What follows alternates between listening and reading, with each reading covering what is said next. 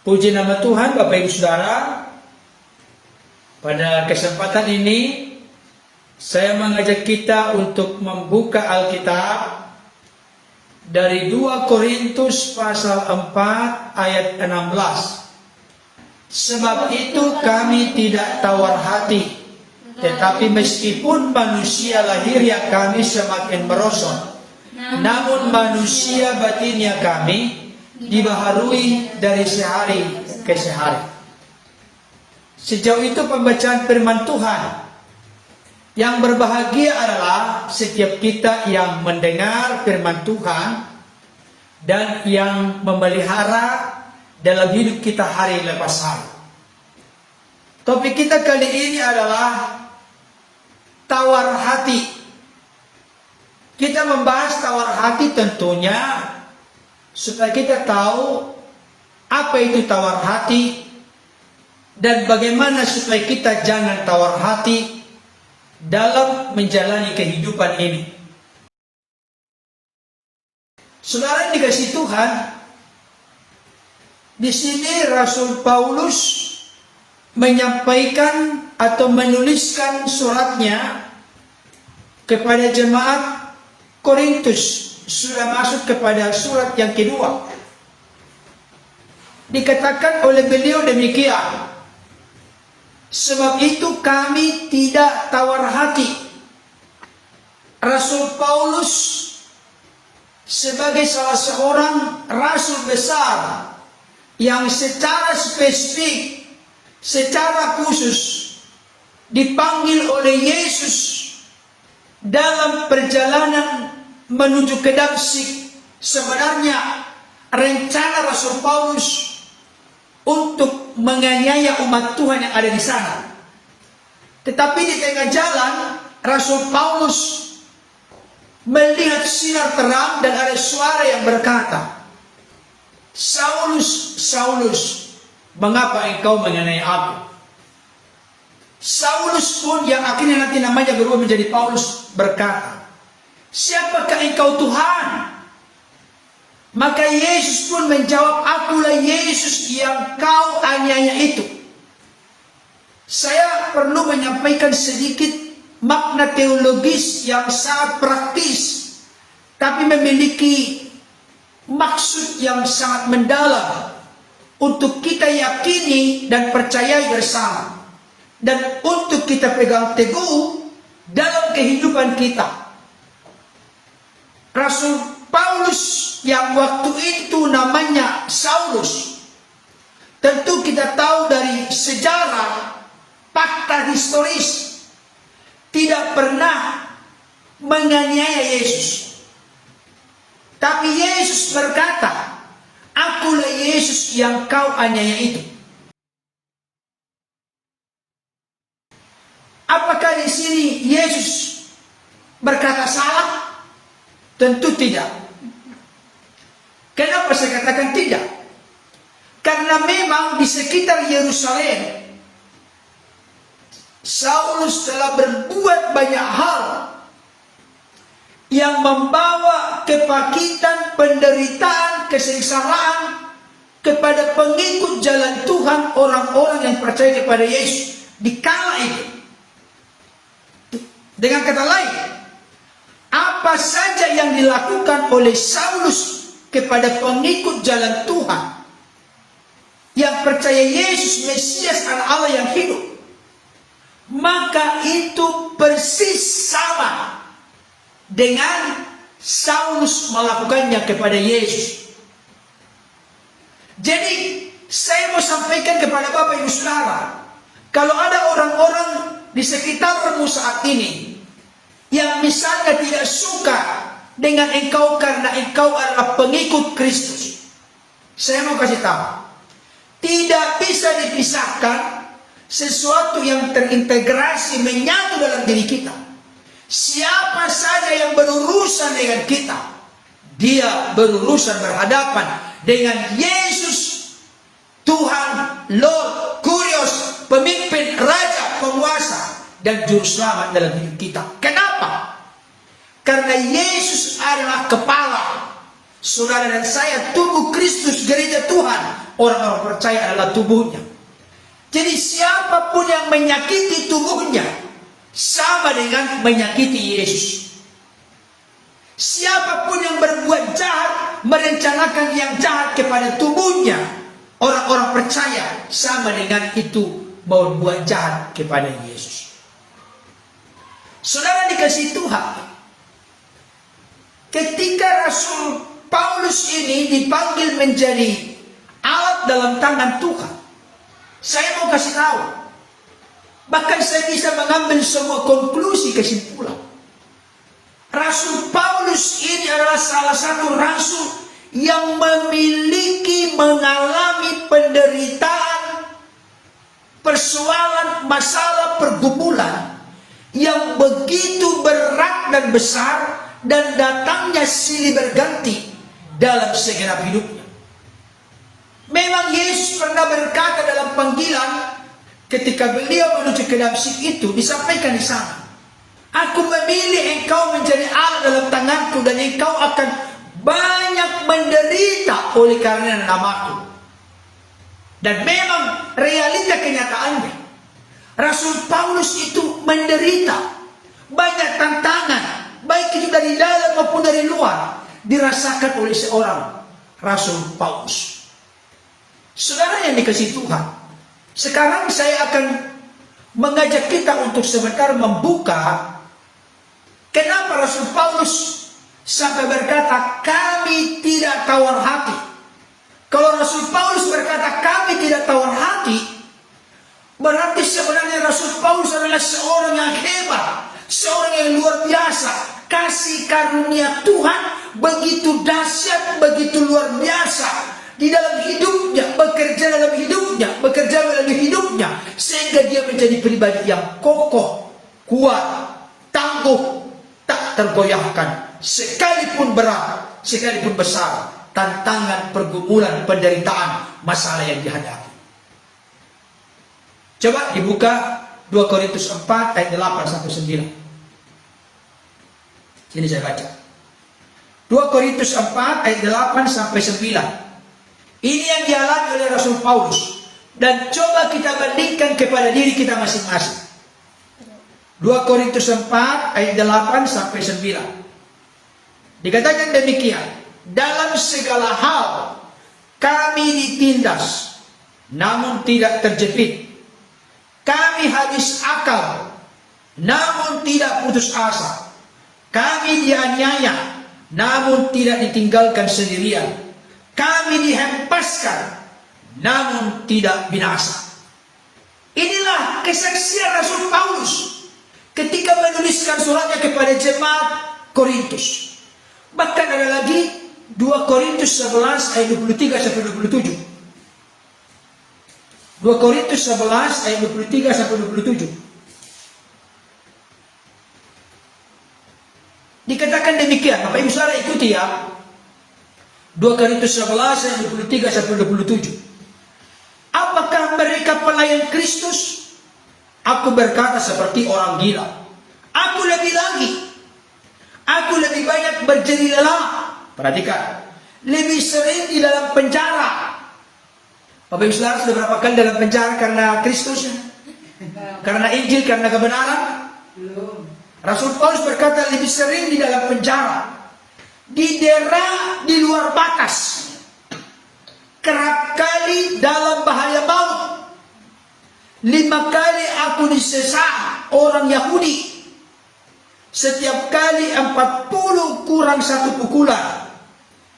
3 kali aku didera, 1 kali aku dilempari dengan batu, 3 kali mengalami karang kapal. Sehari semalam aku terkatung-katung di tengah laut.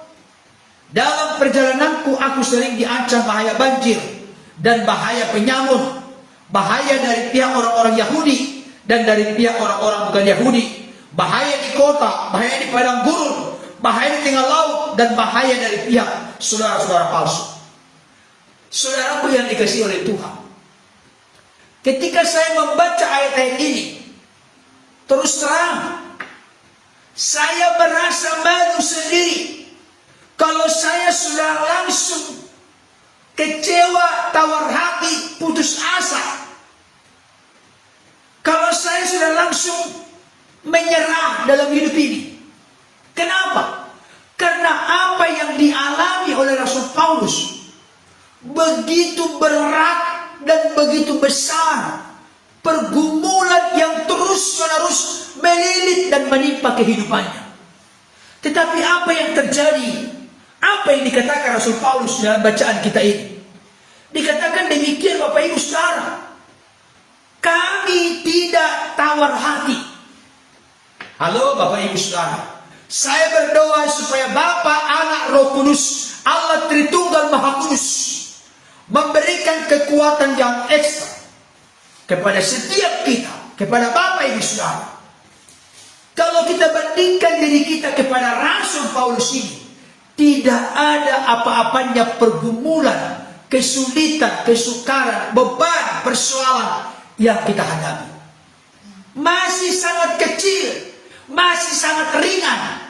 Mari katakan kepada diri kita masing-masing, Tuhan, kuasa yang sama masih bekerja di zaman Rasul Paulus. Kuasa yang sama bekerja saat ini. Kalau engkau menopang Rasul Paulus, bebas, kuat, kokoh, tak tergoyahkan, tidak menyerah dalam menghadapi segala tantangan kehidupannya, maka kuasa Tuhan yang sama juga akan mendorong aku, menguatkan aku, memampukan aku untuk hidup berkemenangan dalam melewati masa-masa sulit, masa-masa sukar yang Tuhan izinkan terjadi, bahwa Allah turut bekerja dalam segala perkara mendatangkan kebaikan bagi saudara dan saya, bagi kita semua yang mencintai, mengasihinya, dan yang telah dipanggil sesuai dengan kehendak dan rencana Tuhan. Amin Bapak Ibu Saudara.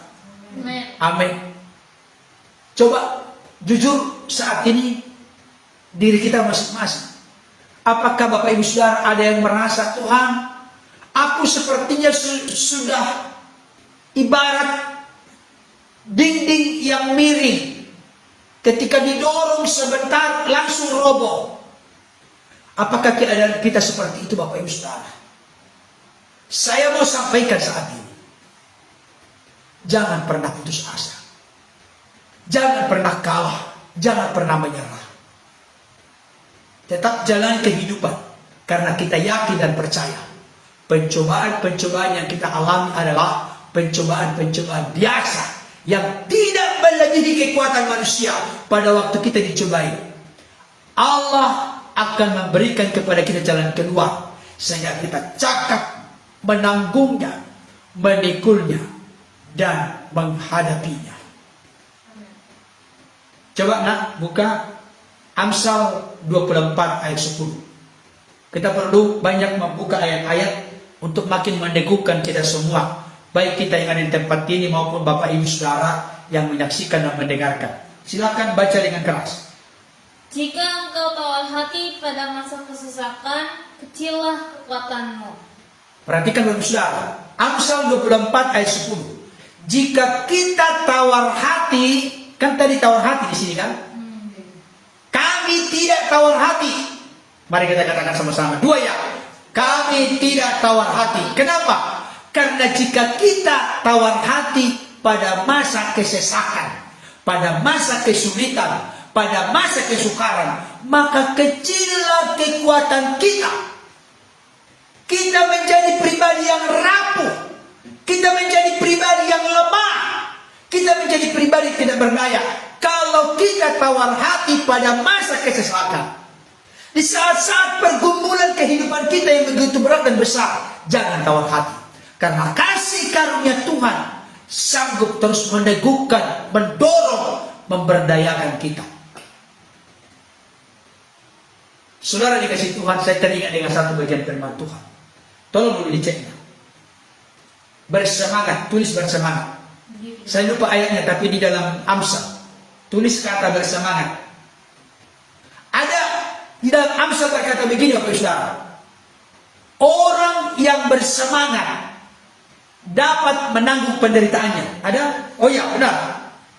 Amsal 18 ayat 14. Orang yang bersemangat dapat menanggung penderitaannya, tetapi siapa akan memulihkan semangat yang patah? Perhatikan baik.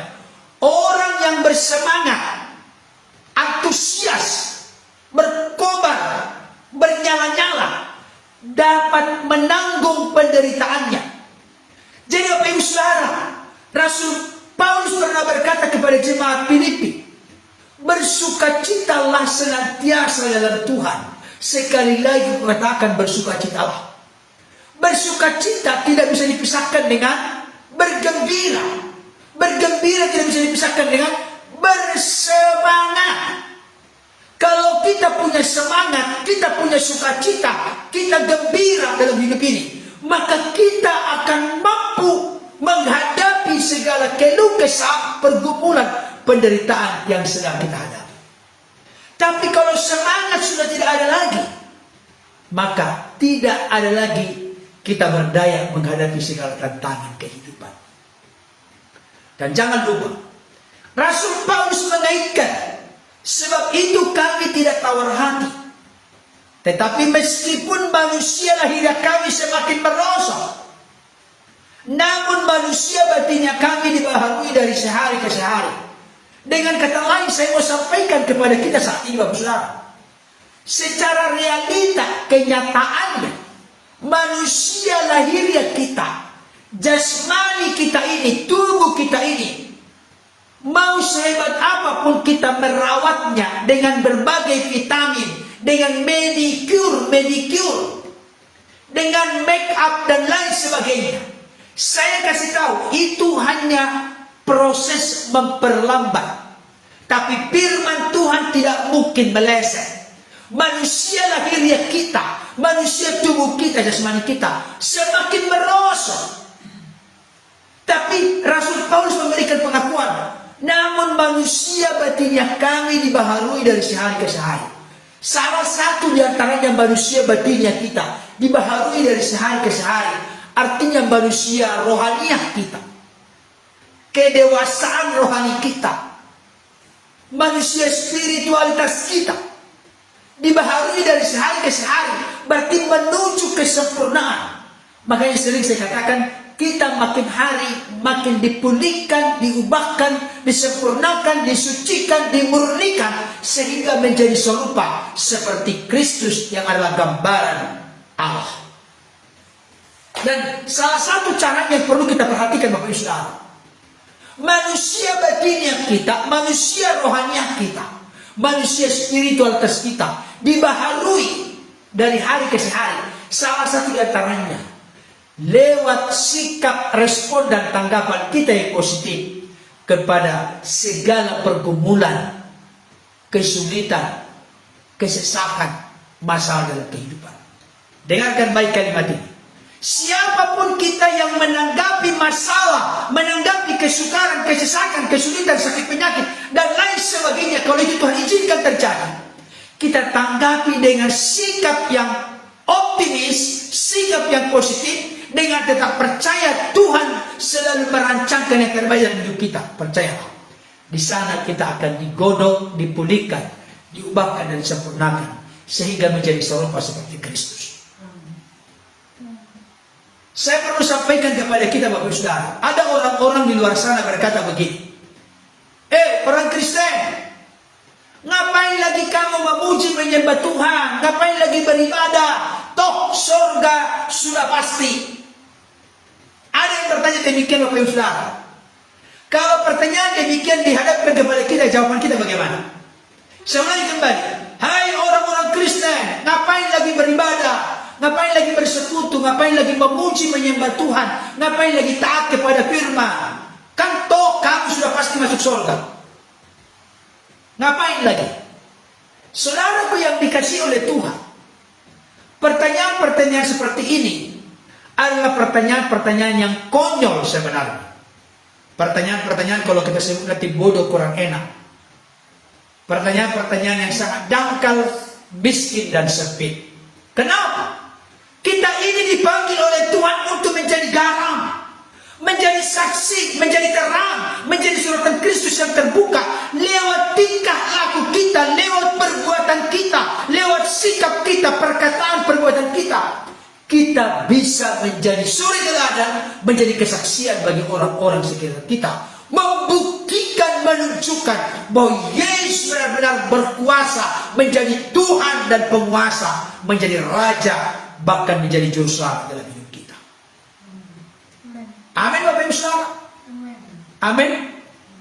Saudaraku yang dikasihi oleh Tuhan. Oleh karena itu saya mau sampaikan saat ini. Kenapa saya tergerak dan terpanggil untuk menyampaikan firman ini kepada kita? Karena saya lihat Rasul Paulus, beliau salah seorang dari sekian banyak rasul, di mana masalah, pergumulan, kesulitan bertubi-tubi datang silih berganti dalam hidupnya. Tapi dia mengambil sebuah konklusi dengan berkata, kami tidak tawar hati. Saya berdoa Bapak Saudara pada saat ini. Katakan bersama dengan saya, kami tidak tawar hati. Dua ya. Kami tidak tawar hati. Lebih kencang lagi. Kami tidak tawar hati. Lebih yakin, lebih mantap lagi. Kami tidak tawar hati. Kalau Rasul Paulus berkata kami tidak tawar hati, maka saudara dan saya juga punya alasan yang sama berkata kami tidak tawar hati. Jangan biarkan ketawaran hati itu merajalela dalam hidup kita, karena itu akan merongrong kita, akan membuat kita lemah, membuat kita tidak berdaya, membuat kita akhirnya merasa tidak ada sesuatu yang istimewa menjadi orang-orang percaya.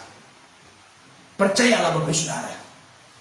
Jangan lupa, kita tidak pernah berjalan sendiri dalam hidup ini. Yesus disebut Allah yang Immanuel, Allah yang selalu bersama dengan kita. Bahkan Yesus sebelum naik ke surga pernah berkata dengan sangat jelas, aku tidak membiarkan engkau yatim piatu.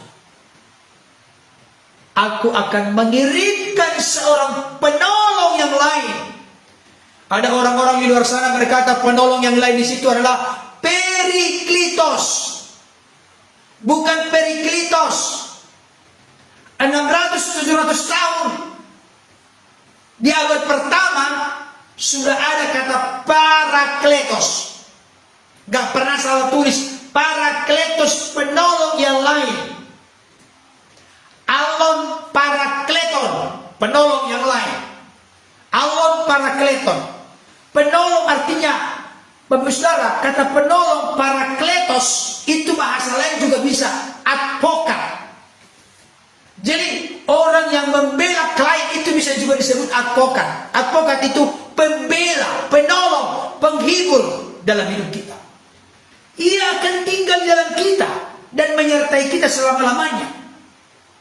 Memang Roh Kudus dicurahkan pada peristiwa Pentakosta, mendiami orang-orang percaya sehingga mereka bangkit dari keterpurukan, dari ketakutan, dari kecemasan. Mereka bangkit berani menjadi saksi. Bahkan hanya Yohanes yang tidak mati syahid, itu pun sempat juga mau dieksekusi, sempat juga dieksekusi, tapi nggak mati. Karena tidak mati akhirnya dibuang ke Pulau Patmos. Semua rasul-rasul itu mati syahid. Bayangkan betapa bodohnya para rasul kalau mereka mau rela mati syahid kepada pembohong atau pendusta. Tapi karena mereka meyakini, mereka menyaksikan sendiri bagaimana Sang Firman yang telah menjadi manusia sebagai Tuhan dan Juru Selamat itu dalam hidupnya, mereka rela mati demi Kristus. Saudara yang dikasihi oleh Tuhan. Tetapi saya mengambil kesimpulan dari semua rasul itu.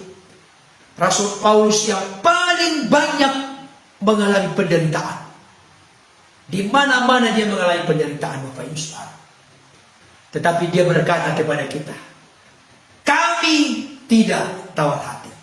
Kalau Rasul Paulus tidak tawar hati, saya yakin dan percaya Bapak Ibu Saudara juga tidak tawar hati. Kenapa? Karena kekuatan kuasa Tuhan ada bersama dengan kita. Dan ada manfaat yang Tuhan mau kerjakan melalui proses pergumulan persoalan itu untuk membawa kita semakin bertumbuh dewasa makin dipulihkan, diubahkan, diperbaharui, sehingga menjadi serupa seperti Kristus dalam sifat, watak, karakter, dan kehidupan kita. Kiranya ulasan ini dapat menjadi berkat bagi kita. Tuhan Yesus menolong kita untuk tetap hidup berjalan dalam kebenarannya. Kesimpulannya, jangan pernah tawar hati. Orang yang bersemangat sanggup mampu menang penderitaannya. Jangan sampai semangat kita pudar. Jangan biarkan tawar hati, supaya kita menjadi pribadi yang kuat, kokoh, dan tangguh. Tetap bersyukur atas kebaikan Tuhan, dan tetap berjalan dalam kebenaran Tuhan. Amin. Kita berdoa.